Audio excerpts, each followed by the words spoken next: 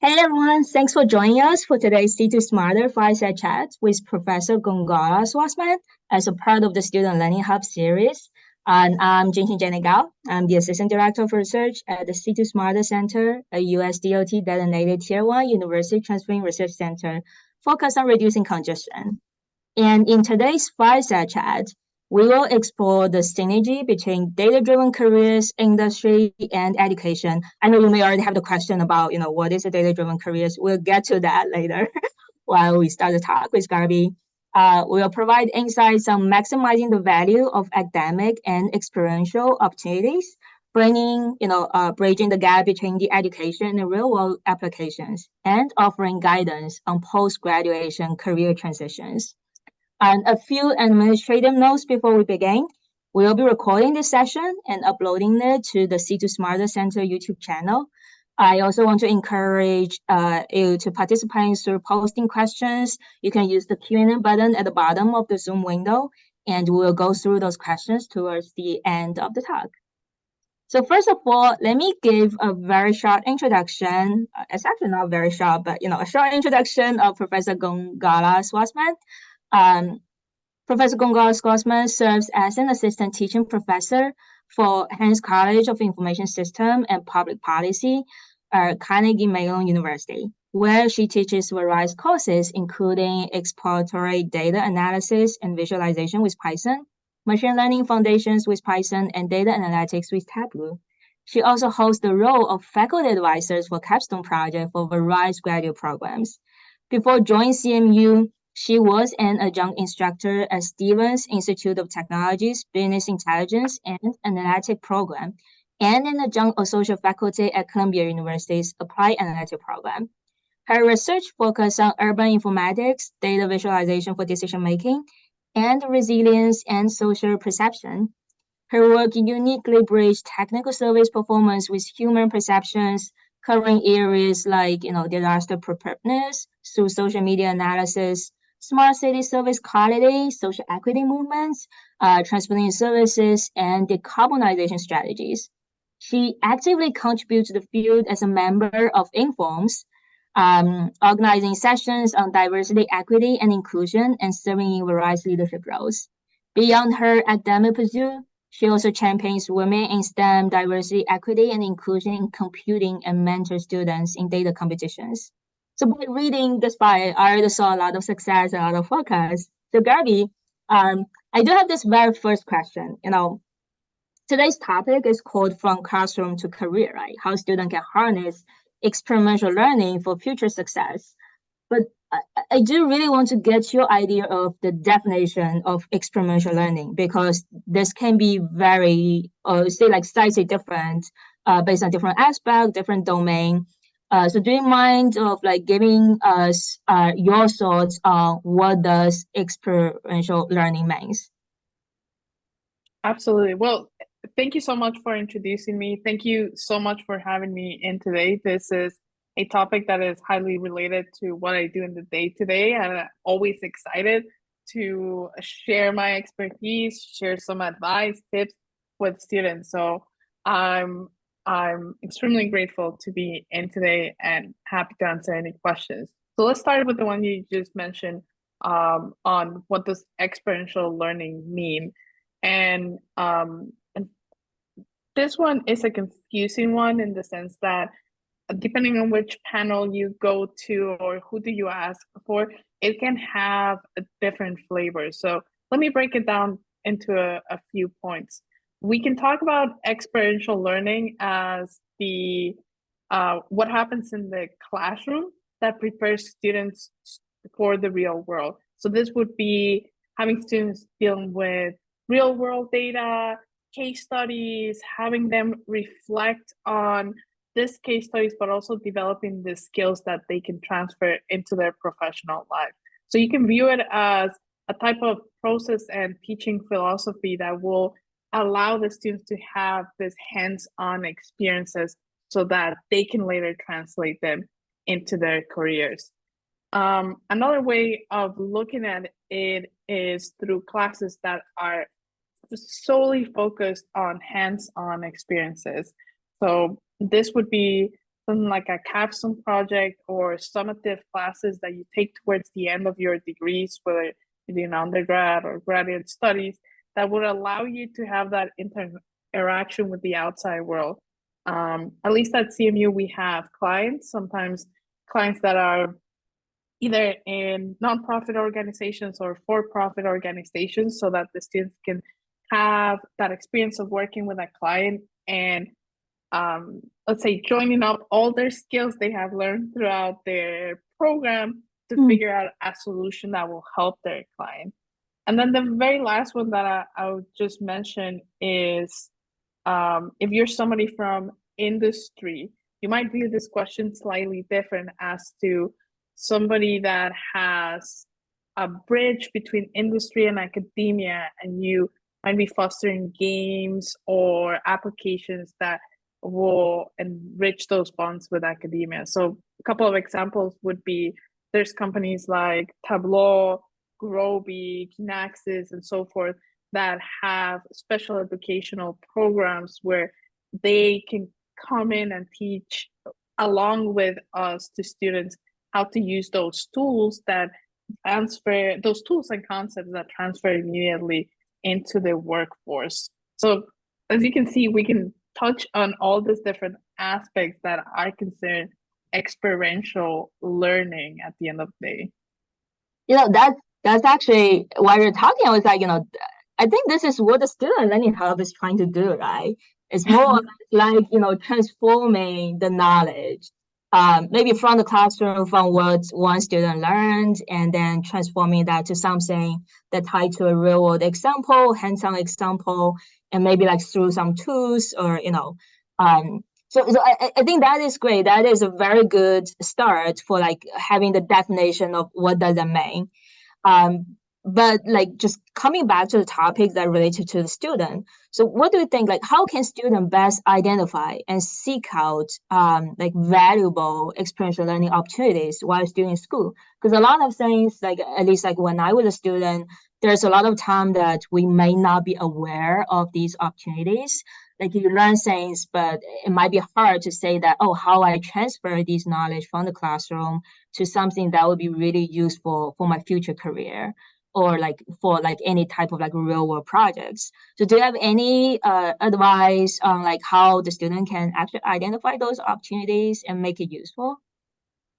Absolutely. And I think this is a great question, right? Because if we're already talking about experiential learning, then how do we foster those opportunities? So something I really like to touch on every time I have this conversation with students is that the number one thing we need to figure out for giving any advice is, what is the student's motivation? So what motivates you to wake up every morning and say, I want to keep doing this degree and even beyond this degree? What would you like to do after graduation? Because this motivation and your personal goals can have different advice depending on what are they. So for example, if students come to me and tell me, well, after graduation, I only want to work on tech consultancy. I want to be a consultant and I want to have experiences that help me get to a consultancy role. Well, the type of experiences you want to search while you're in school will be different than somebody that tells me, I only want to work with government institutions. I want to do projects for social good, or let's say for public tech.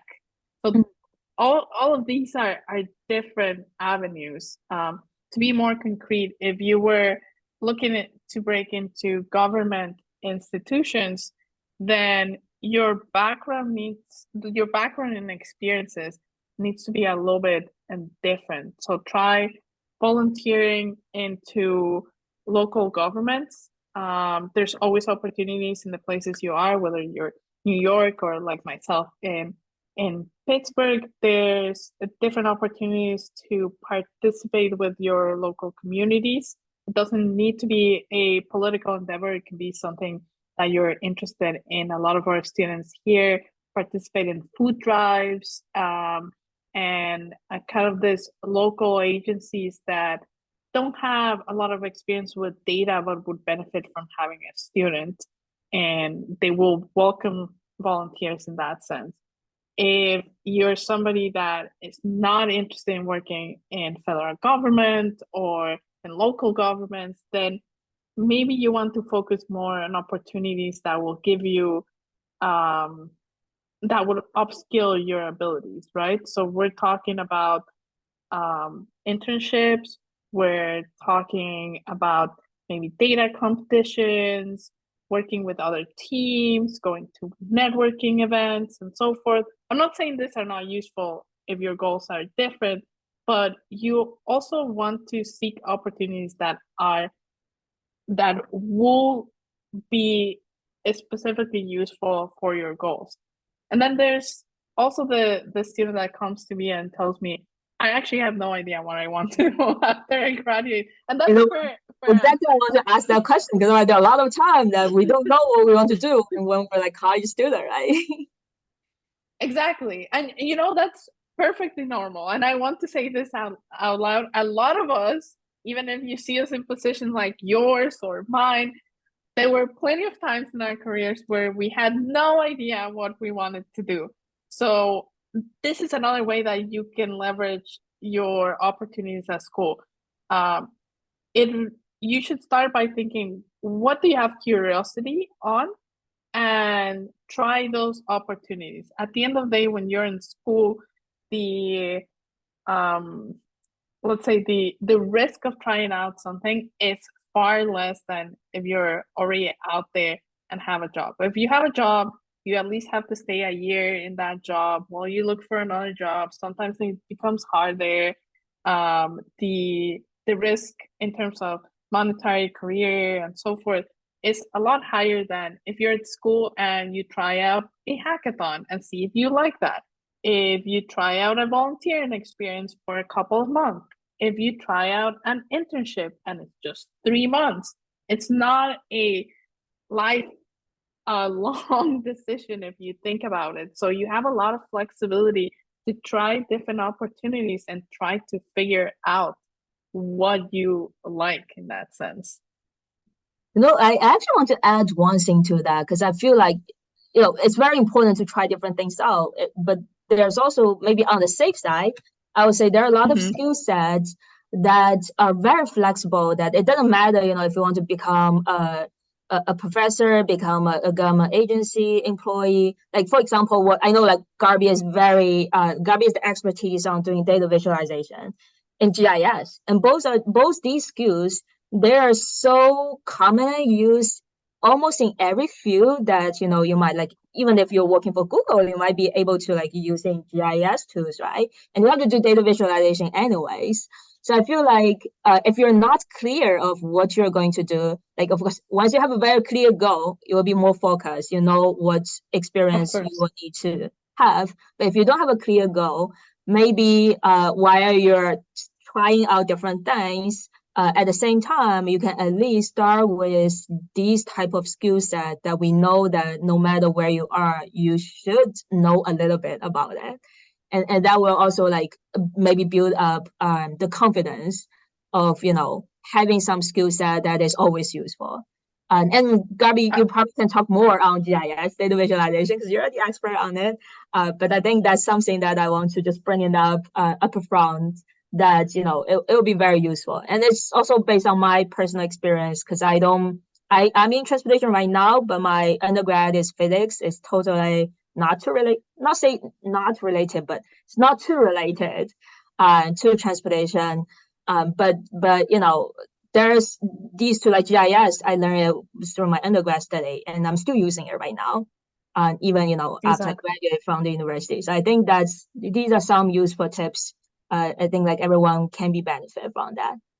But just coming back to the topic, I talk about my personal story, but like, Gabi, do you have any personal story or examples you think where these like experiential learning can significantly influence someone's career or directions or perspective? And what advice, based on those examples, what advice do you have for the student for them to learn from the example.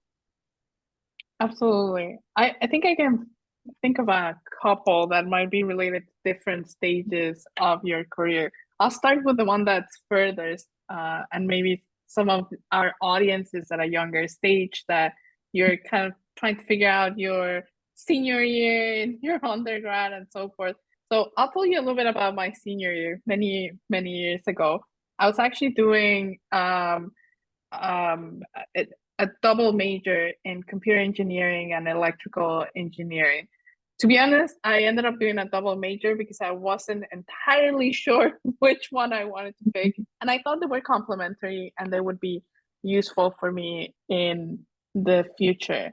But I was in that decisive year where I wasn't entirely sure what to do. I had taken in my last year this class that was on web development.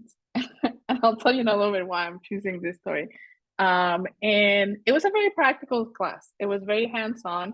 We learned all the different concepts behind web, but also how to build websites from scratch, which is funny because it's a skill I don't teach it nowadays, but it's a skill I use in my day-to-day life. If you think about if I wanted a personal website to promote myself, I have that skill set to build a website, which has all of other skills tied to it. But anyways, I had this class and I wanted to put my skills to the test and I wanted a little bit more experience. So I started looking at different opportunities and there was this option of working with nonprofit organizations at my school.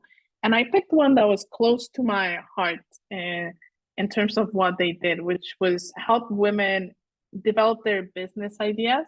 These were women that had scarce resources, didn't have access to tech, but they were starting up their businesses. It could be something as selling handmade jewelry or sauces or whatever their business was, which is I'm always in favor of helping people that are in those type of situations. So I brought in my expertise as to let's build them websites, let's help them with their promotion and how to get their more clients for their business. So it was a great experience. I had never done this in my life, and we're talking about I'm 21 more or less at this time. I learned a lot, but I also I learned in different levels. I learned for starters that I never wanted to do web development after this. So for me, it was a torturous experience in the sense of I do not want to keep pursuing web development. This is not for me. I have interest in terms of skill set and what I want to do next in other senses.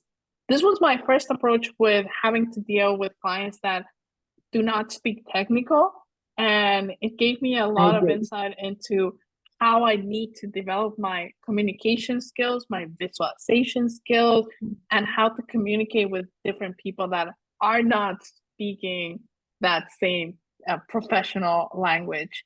And to be honest, like after 6 months of doing this, I came out with a lot more clarity of what I wanted my next role in life to be. And I also learned other skills around it. So I was paired with people that were doing marketing. So I ended up knowing a lot on how to do social media, how to do ads and so forth, to the point where I still use it nowadays because I'm the VP of communications of a certain group at Informs, where I help them promote their message. So promoting yourself, promoting other groups is something that you're always going to use. So what I'm trying to say is help me discover my path and help me figure out what I like and don't like out of my career. But it also helped me develop other skills that if I didn't have that interaction with a more multidisciplinary group and a high pressure situation where this is something that is going to impact somebody's business and somebody that is already in a precarious situation. So I want to do a good job and I want to be able to transfer those skills. So putting yourself out there in those type of situations, I would highly advise you to, especially if you're started up in undergrad. And the second one, which is, I'll tell you very briefly, would be when you were mentioning about having a physics background and then ending up in transportation, it kind of struck to me as well, because I also didn't expect to end up doing anything related to transportation. I had this very computationally driven background, and I was trying to decide where to do a PhD. And something that I would always advise is this: trying out things. And what I said before, of if you try it for smaller periods while you're in school, the risk involved is far less. So I ended up getting a research internship during the summer at Stevens Institute of Technology, and I just had the best time. Got introduced to transportation problems. I got to live in New York. I got to meet my advice. Well, at that moment, he wasn't my advisor, but he became my PhD advisor.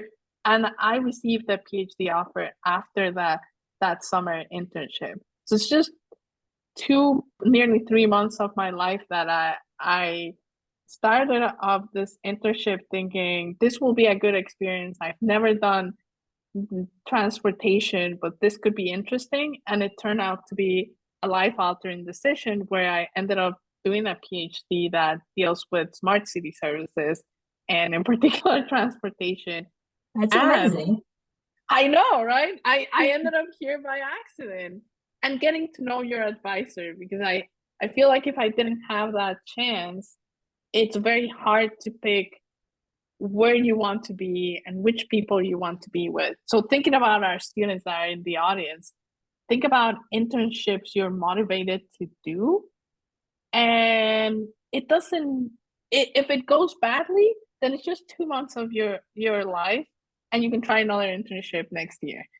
But that told you a lot about what you don't want to do, kind of like me with web development. But if it turns out great, then you just spend the last 2 months impressing in making a good impression in somebody that could be your long-term employer, and getting to know a team you feel comfortable with, figure out if there's growth, if there's development. So these are all what I would call lower risk opportunities that you could apply to and get a sense of where you like how skilled you are, what are you missing, what else you could learn from others, but also what you could do with your career direction from here. Dude, I totally agree with that. And I think there's a lot of things that we can learn from, Gabi just talked. Like, one is don't be afraid of trying, right? Like, you don't know like what life gonna be end as. And like this is the first time I heard from Gabi talking about you were actually a web designer. And it's very coincident, but like when I applied for transportation, I actually applied for 2 different major. And one is transportation, another one is actually multimedia, kind of like website design as well. I didn't end up going that way, but I totally understand like what you're saying. Sometimes, finding the things that you like is important, but finding the things that you don't like is also very important. It's like, there's a lot of PhD students that I saw in the audience. It's like you're making some experiment and you end up saying that this is not statistically significant. But that's also very important finding, right? If you're proving something is not working, it's also important finding. So I think it's the same for like life tips, for anything that you want to try with your career, with your research. It's actually very similar, like mindset. So I feel like we've kind of already touched on this a little bit. I know, Gabi, you're the committee chair of the committee on teaching and learning at Informs, and I know actually some of our students were just at Informs like 2 or 3 weeks ago, attending the conference. So I know we already touched a little bit on what skills or mindset do you believe are crucial for the student, but do you have anything adding to like what we just talked that will help them to transition, from an academic setting to the professional world? And actually more important, as a follow-up question, I think I'm going to ask, what if the student actually lack, these extensive real world experience, what do you think they can do? Like how can they set themselves apart in the job market? Okay. Yes, we can definitely talk about all that you've mentioned.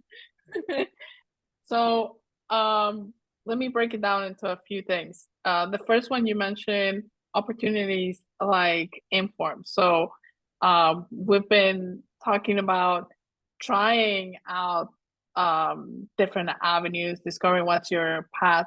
But I would say also be practical.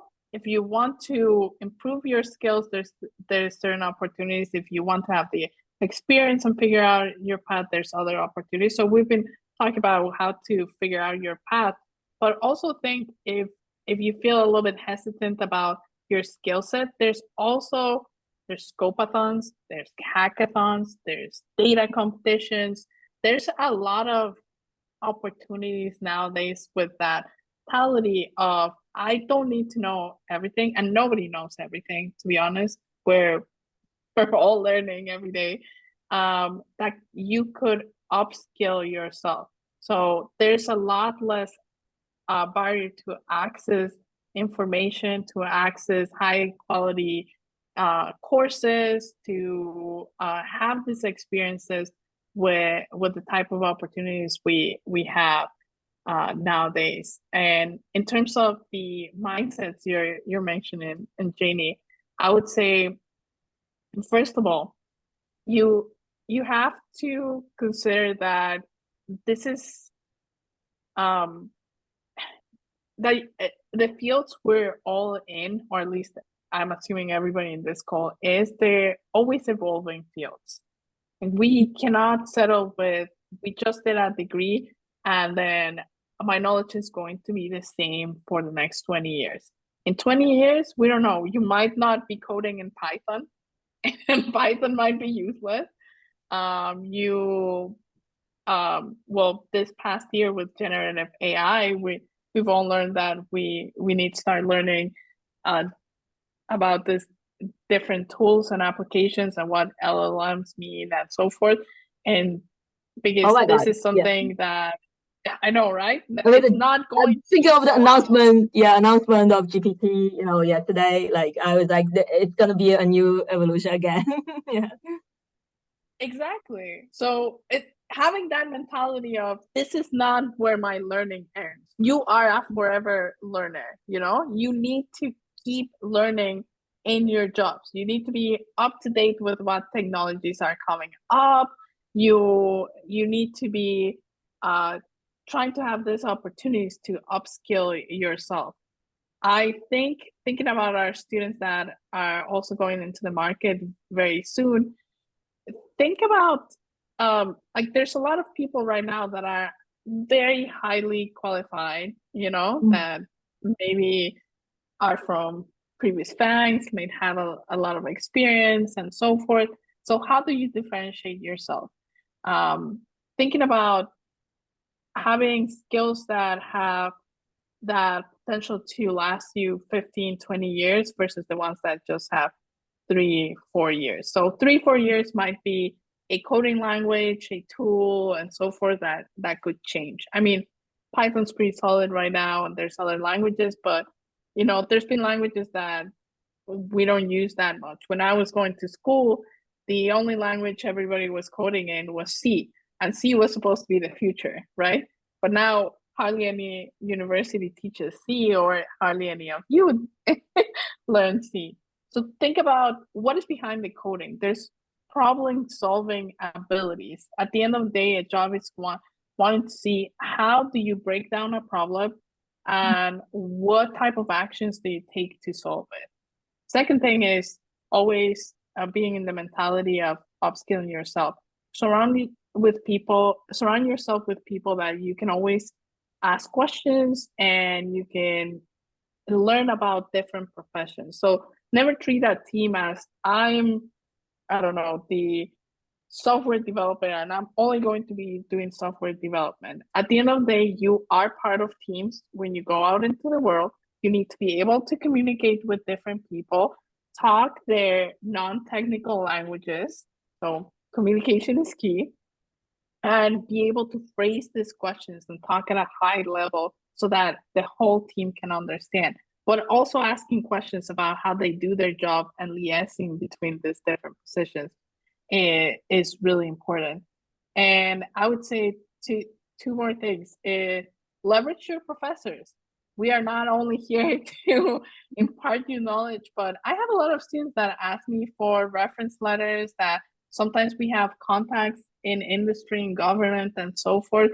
So don't take this as I'm only going to take a class and I'm going to get an A. To be honest, you make a better impression if you try to connect with your professors, with your peers, because you don't know when you're going to need those type of relationships, and they could be useful for connecting you. And talking about connecting, networking. A lot of people underestimate networking. You and I, Jamie, met through networking, right? Yeah. We went through the same symposium. Yeah, it's called UTC symposium. Yeah, it's like a webinar. Exactly. But if we both would have just stayed quiet and not tried to connect with anybody, we never would have established this relationship. So you need to be ready to go to this event and network with people. You have no idea. You could get your next job. You could even get a job you were never even thinking about if you network, and you can get collaborations. You can get teammates to enter into data competition. You would be surprised how much you can get out of networking. Kind of have that as your forever skill. Yeah, and I think they will also find that, you know, how small the world is if you do actively like do networking, social, especially I think for transportation, it's actually smaller than you expected, which is a good thing that, you know, people get connected. And just to what Gabi said, I actually got my first intern through just a random talk with my professor. Because I was asking for advice, like, you know, should I do my PhD directly after master program, or should I go to industry or government, you know, to get some working experience first? And he offered really great advice. And then I was not even expecting for any help, but I was just asking as a last question. I'm like, you know, if you have any reference or any firms that you know that may need intern. And my professor actually has, like, he been there for 30, 40 years, you know, in this engineering world, in this industry, and has great relationship that you would never, you know, imagine. and I actually got my first intern through the connection. But that there's some prerequisite, I would say, that at least you need to have something that, first of all, I think the professor remembers you.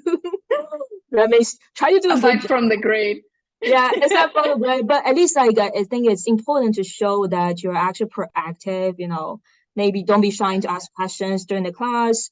If the professor actually get the impression of the student, they most of the time they will be more willing to help.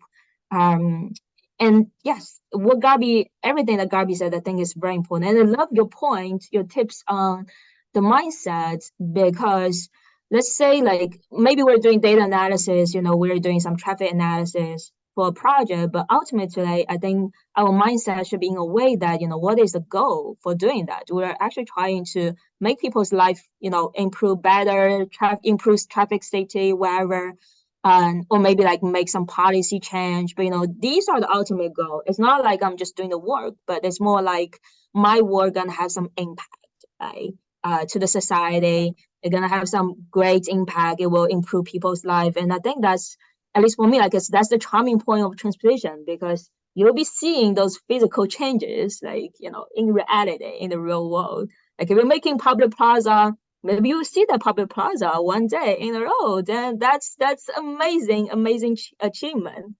And that's you know, I know not all of the students coming from transportation. I'm pretty sure it's pretty similar for any other like engineering major. But this is the amazing part. Absolutely. Yeah, so you know, this is kind of very related, because I just talk about all these projects And I know, Gabi, you said that you have, tons of experience working with capstone project with the student, data competitions, and also I think like some of your capstone project, you actually had this relationship with like NGOs or like NPOs or different agencies.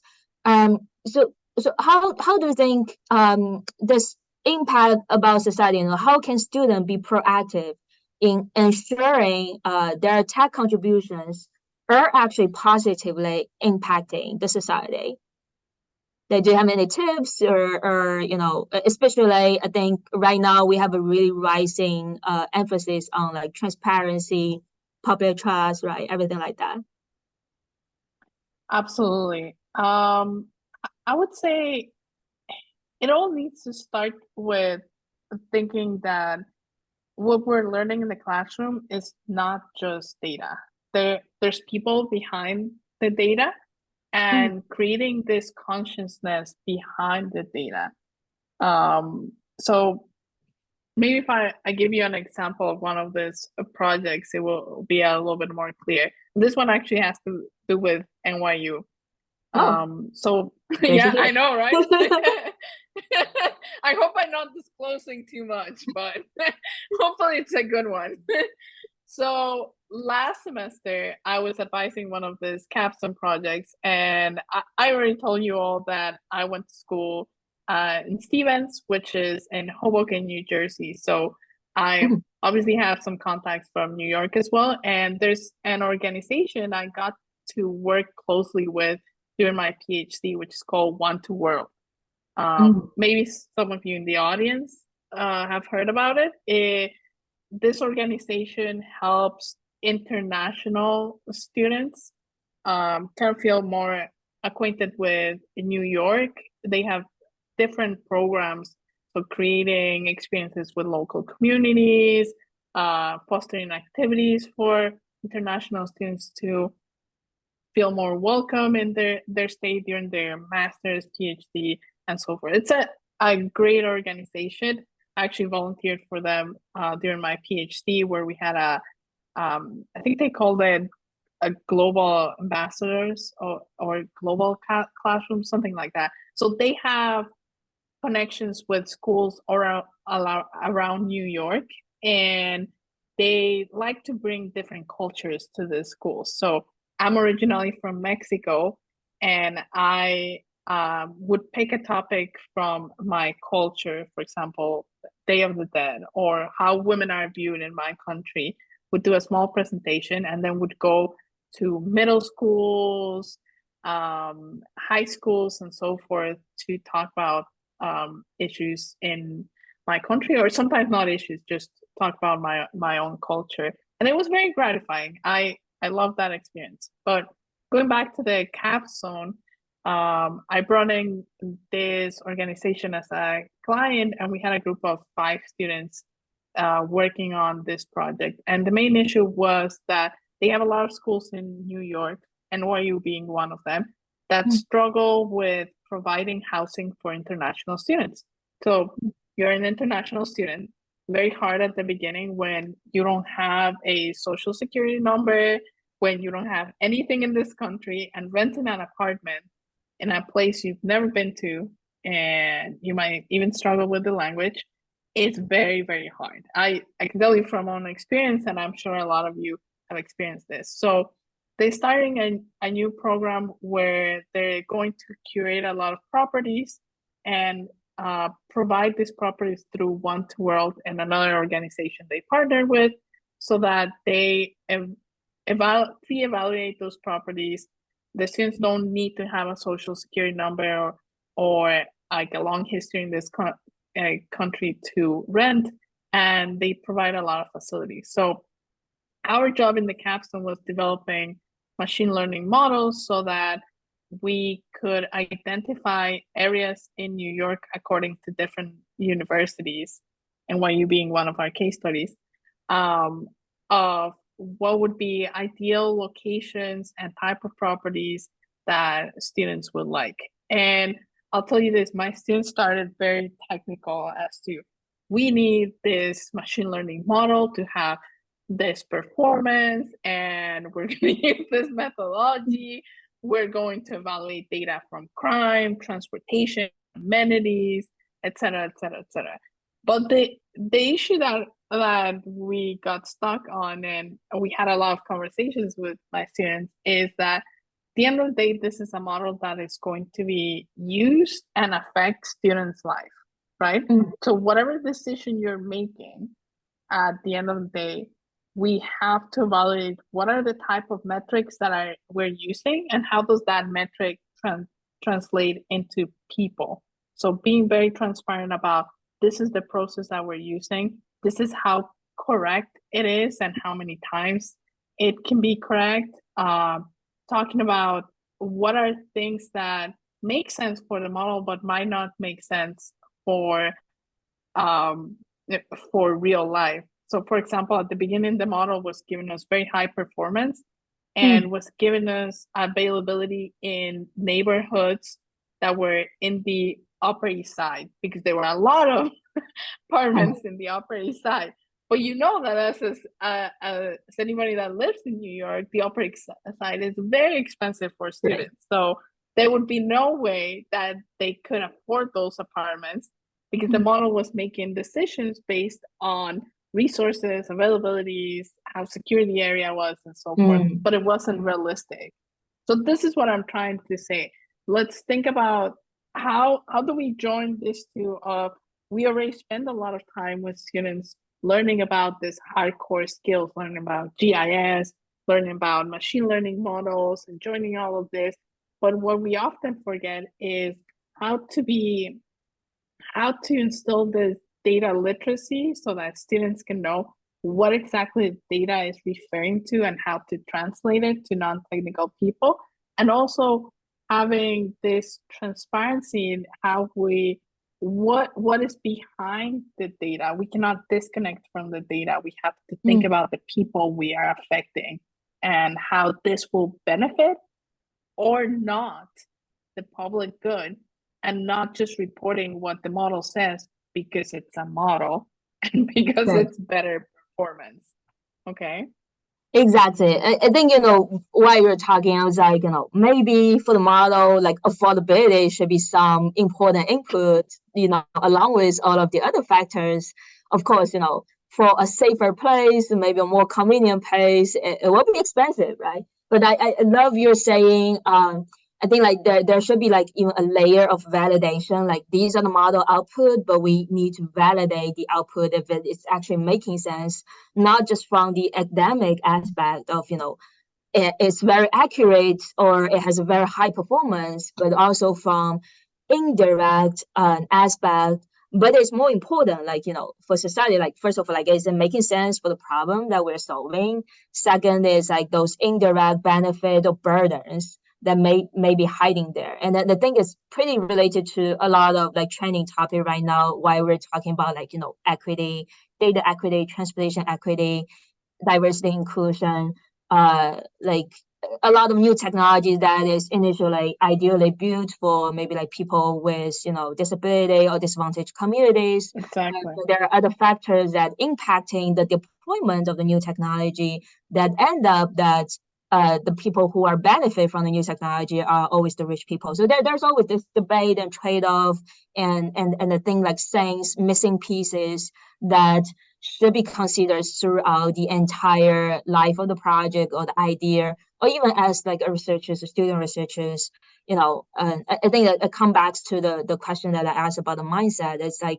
yes, we're doing something, but you need to think a little bit more like beyond just the analytical part or the research part, but like what is the actual goal, the ultimate goal, objective?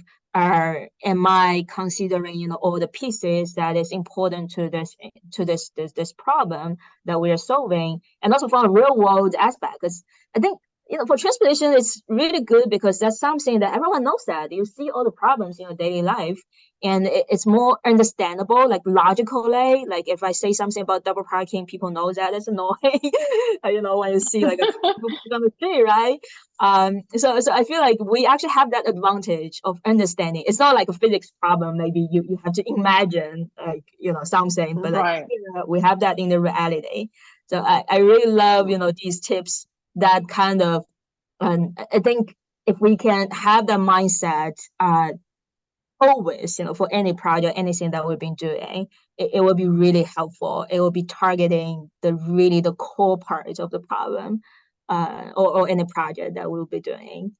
But it's very interesting. I think we kind of touch a little bit on actually data ethics, because that's also a very important part right now, right? When we're doing data analysis, especially when all these AI tools comes in, or there's different piece of things that we have to consider. So Gabby, do you have any example of what are some real world challenges related to data ethics that you've encountered in your life, and how do you navigate them? You mentor a lot of students, so how do you think how you help the student ensure that their approach when they're doing this data analysis are actually within an ethical mindset? Right. This one is actually really hard to approach, and I'll tell you why. The thing I struggled with a lot of times in the classroom is that I can go to the board and explain to you what is ethics, what is equity, and so forth. But as a student, you're just hearing these concepts, and a lot of times they're very disconnected from reality. So the question is, how do you make students feel empathy towards the data, right? How do you make students realize that be aware? Exactly, there are implications behind the decisions we're going to take. It's not just a GIS class. It's just not talking about whether we increase the bus system versus the subway system in New York City, and therefore making more performance-based metrics that will be perfect, and people will have more transport. Is thinking about all these different use cases and having people in mind. So something that I have been doing more is talking about cases. So cases that potentially could be relatable for students. So similar to the story I just told you about NYU and the housing situation. Well, we have a large percentage of students that are international. So when my students were tackling this problem, they felt it was pretty real because they have experienced it. So there is this concept of, if you haven't experienced a certain issue, it's harder for you to kind of put yourself in those shoes and see the ethics behind it. Obviously, the more you see this kind of issues, the more we learn about different cases, we have discussions in classes, and we have the right environment to have hard conversations about data, thinking about what is sensitive data, but not just saying this is sensitive, we shouldn't touch data. I think we should be a little bit more edgy in class and have those conversations, hear both sides of the coin, and learn from those different experiences. I think we can learn a lot from our peers' experiences, and also from just having more experiences in general. So thinking about volunteering. A lot of students come back from volunteering and say, I never thought the food stamp system in our local community was so bad. We need to do something about this. And just taking that personal. I mean, I have written papers, research papers that have come out of personal experiences of, oh, I'm taking the Metro North to work every day, and it's really bad how they communicate different breakdowns in the Metro North, and how they tend to tweet more than they actually announce in the stations. Couldn't there be something that I could do to identify that and put my skills to use? So thinking about how you put your skills to use, and how you're going to bring your skill set, but also thinking about that empathy. I think we need to not forget there's people behind the data. Whatever you do, there is people. And if we could have more of those conversations and advocate for data literacy, for transparency, for having those skills on communication and having multidisciplinary teams where we can communicate and learn from each other, then we will make more progress in that sense. I totally agree. I think just to summarize, I think it's important that all the approach that is built are kind of like people centered or people centric.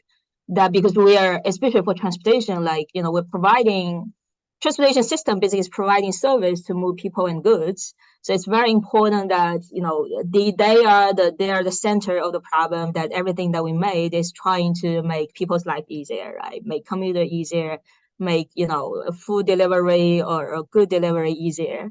So I know we are very limited by time. We have 7 minutes left, so I'm gonna just have this one last question, a short one. But I think it's also very important. Is I know you have plenty of experience and your expertise is really on this data visualization, data storytelling. You did a lot of GIS stuff. So can you tell us a little bit like why you think like data storytelling actually becoming an indispensable skill for like modern professionals?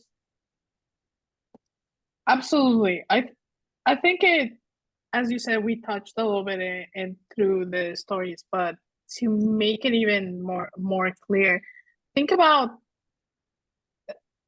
I want to say clients, because I've had a lot of clients, but also when you're in a workplace, you are interacting with people that will not know what a F1 metric is, what a raster, what a vector is, and it's not their job to know. Everybody has different jobs. It could be somebody has a job in marketing and project management and so forth, and we are all working towards the same goals. So having the ability to do data storytelling, first of all, lets you communicate with all these different types of people. That could be from a client that's non-technical to people in your same team that you're trying to collaborate with. It will also give more validity to your insights. So think about, I already spent the last few months dealing, cleaning, devising all this GIS models, doing ML models, doing whatever you're doing in times of high level complex activities. And then you want those insights to get across to decision makers, because at the end of the day, they're the ones that are going to make sure whatever came out of your models gets put into place. And the way you convince them is talking about the big picture, of leading them through, this is where we started, this is how I'm telling you a story with different data points, and these are the final insights. So having that ability will get you a lot more into getting from this is just a model to actually seeing the implementation of your model, which is what we would all strive for, right? And as a last point would be thinking also for your own benefit of getting faster through the data. A lot of times you have questions you start with, but other times you don't even know what is the data you are given, and having that ability of using data exploration and using data visualization to go into the data to quickly see if there's anomalies, if there's data quality issues, if there's other questions I should be asking, and different stories that I could take, has a lot of value, and it will help you formulate better questions as you move forward and present them to decision makers.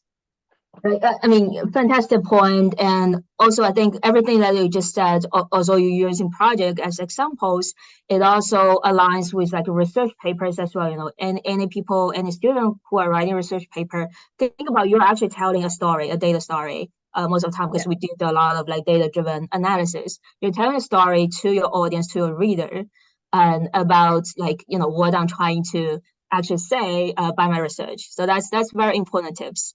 And I think we have time maybe for 1 or 2 questions. I already saw some questions coming in the Q&A. Just want to encourage the rest of the group, if you have any questions, feel free to post over there.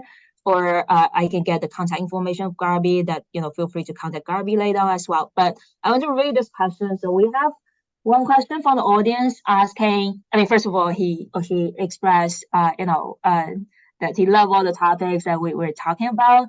The question is, as a student, how should I evaluate the trade-off between, investing time in experiential learning opportunities, which may delay my graduation or extend my educational timeline against the potential long-term career benefits they might offer? So I think he or she is basically asking, if there's a trade-off, that you invest some time, right, for experiential learning, and you may not see the benefits in the short term, but like graduation might be more time, I would say, sensitive. So like how can the student to treat these type of situations? Like what's your tips or suggestions for that?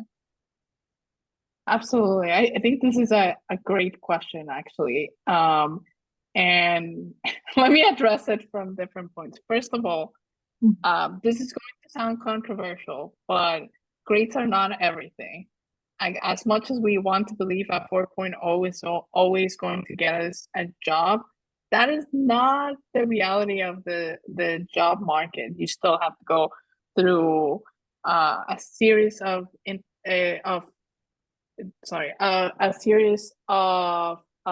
interviews to get evaluated. They still need to see if you can problem solve, if you're a good fit, and so forth, right? So I wouldn't see it as you have to dedicate all your living hours to schoolwork. Second of all, at least in all the universities I've been to, there's always options of having electives where you can have those experiential learning embedded into the classroom. So looking very well into your plans, seeing if there's any options of taking this elective so that you can get credit, but also have that experience would be great. You might not think this, but as a student, you also have a lot of time if you think about it. So you get the summer off, you get the winter off. I totally advocate for taking rest and being prepared for the next step, but these are also opportunities for you to look at different opportunities. So looking at data competitions, looking at internship opportunities, even things that are very low stakes as connecting with peers, connecting with your professors. Don't take that much out of your week. I've had students reach out to me in the last couple of weeks who are like, I'm in my job search right now. I'm graduating in December. I need some advice. I'm like, cool, let's set up an hour. We'll go for a coffee. We'll talk about your options. I can look at your CV if you want me to, but mostly we're talking about options and what you can do at this point. So you don't necessarily need to delay your graduation. There's a lot of points where you can squeeze in these opportunities. Even taking off an evening to go do networking instead of getting a perfect A might be more beneficial in the long run. Also, as professors, they have a lot of opportunities in terms of research. So getting a research assistantship might get you a lot of that experiential learning that you want to. TA-ships, depending on what's a TA-ship. Here at Heinz, we have something called independent studies, so that you can do a project for credit with that professor, and that way you can tailor that project or even come in as a team that's already working on a project. As you can see, I'm mentioning like a lot of these different opportunities. There's conferences that happen during breaks that you can go to. Like I know Jamie goes to TRB, I go to Informs, and taking that time that a conference might be 4 or 5 days and there's funding to go to those conferences will be beneficial. If you really have to delay your timeline, think about this. Delaying 6 months, but gaining experience that might get you into better positions or have more time to discover your path, in the long run, 6 months is nothing. I think a lot of us, when we're younger, we think like 6 months is going to make a big impact in my timeline and my life and so forth. But believe me, in the long run, it doesn't make a difference if you graduated 6 months before or 6 months after. You have to think about your own situation. If you're an international student, delaying 6 months might make sense depending on the job market. If you're not an international student and you just want to gain more experience and you have the monetary means to stay another 6 months because you found other opportunities, again, nobody's going to judge you, and that experience could help you get to your next milestone in life. So I would think about, in your particular situation, what are the pros and cons if I delay a little bit, but also trying to incorporate what I can do right now that could be low stakes versus high stakes, and start with the low hanging fruit, and then you can work your way into other pieces of advice we've talked about in this session. And Exactly. I'm sorry, I went a little bit over with that answer. Okay, I'm gonna just add one more tips, because as what Gabi said, there's a lot of things that, if external activity seems to be too much at the stage, there's a lot of like in-school events, social events, that I'm pretty sure like different universities are hosting. Like we at C2SMART, we host a lot of like even this career talk, right? Now you get very close, tips from Gabi, and we're gonna share the information. You will have this opportunity to even network with some experts who are committee chair of teaching, who being informed. Don't miss out these opportunities, and this will, especially if it's a virtual event, it will just take you a few minutes or an hour, and you can gain a lot of tips from like maybe 10 years of experience. And just I don't want to joke on that, but like maybe as a student you feel like you're busy right now, but just to be honest, you might be in your best age of not being too busy. Actually, after you get your job, you'll be much busier than that. All right. Okay. Well, I want to think about this. Sorry, go ahead. I was going to say, think about this being an investment on yourself. If you're already at the age like Janie and me, you have other responsibilities, We're married, we pay taxes, we have other people to care about, and our time becomes more and more limited as you grow up. If you're in this position where you currently don't have pets, don't have children, don't even have to live in the same place where you're doing your academic schooling, let's say NYU, then why not take the time to explore? These are the years where you can do this. Invest in yourself. You will be gratified later on if you took the time to explore this path. And then when you have less time in life and more responsibilities, believe me, it becomes harder to do this. Yeah, just one word to conclude, do it now. It's really better to do it now, rather than later. And I just want to conclude giving one more tips. Like Gabi, she's actually hosting the Early Career Teachers Network and Workshop. Anyone who's graduating, who's interested in teaching or being a professor in the future, feel free to let Gabi know. And also, if you enjoy this fireside chat, definitely follow the C2SMARTER Center on our Twitter linking and our mailing list. I think I'm going to just quickly copy paste that into the chat box. But I also want to thank everyone for coming. I saw these great questions coming out, and I hope also, everyone who attend this fireside chat will get some insights from especially our guest Gabi. And I want to also thank Gabi for accepting my invitation of being for this fireside chat. There's a lot of great tips that you just provided, and hopefully our student will gain something from that, from our life experience. Absolutely. Thank you so much for inviting me. If you want to share my email and my contact information with our participants, I'm happy to receive other questions and answer questions offline. And just thank you for inviting me today. And I hope we can get to do this again, Jamie. Sure thing. I'm going to just copy paste your email address into, oh, sorry, I need to send to, I just realized I sent to the wrong group. Okay, here you go.